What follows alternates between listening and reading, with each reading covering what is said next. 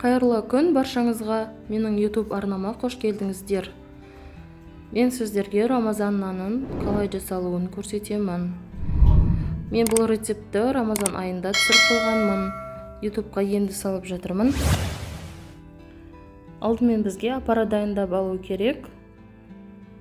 80 грамм жылы суға 10 грамм шекер, 10 грамм ұн, 8 грамм дрожж салып, жақсылап араластырып 7-8 минутқа қойып қоямыз.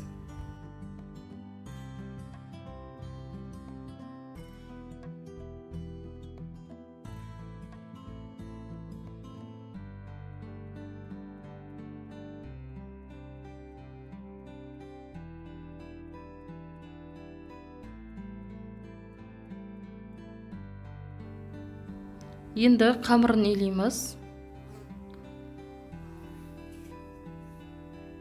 120 грамм сүтке 230 грамм жылы су, сұйық май, тұзымызды қосамыз. 550-600 грамм ұн салып, жаңағы дайындаған аппарамызды қосамыз. Ағаш қасықтың көмегімен қамыр илеп аламыз.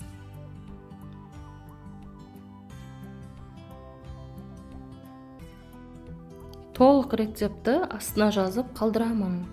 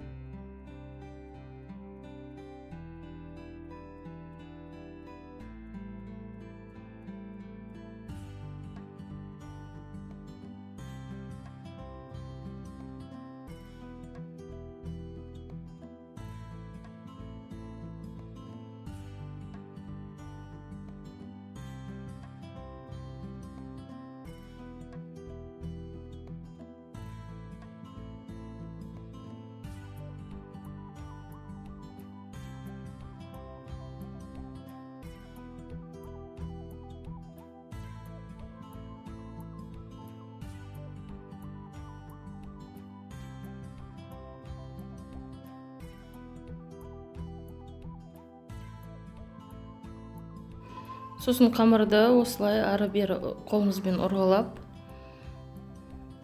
көтерілгенше бетін жауып қойып қоямыз. Қолға жабысыңқырайтын қамыр болады.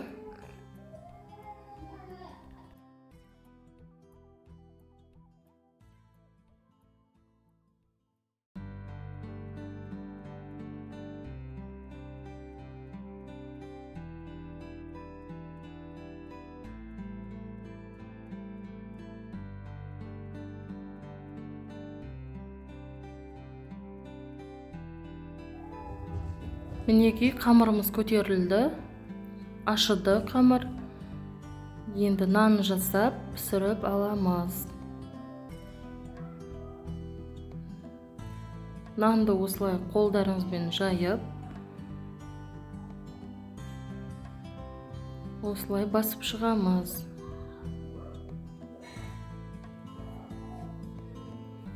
Үстіне жұмыртқаның сарысын жағып, күнжіт сеуіп, тмин сеуіп, 200 градуста, 180-200 градуста пісіріп аламыз. Беті қызарғанша пісіріп алсаңыздар болды. Бұл менің YouTubeға салған алғашқы рецептім.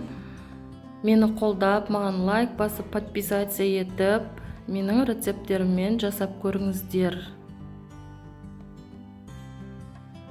Осымен біздің нанымыз дайын, өте дәмді, керемет, жұмсақ нан болып шығады. Міндетті түрде жасап көріңіздер.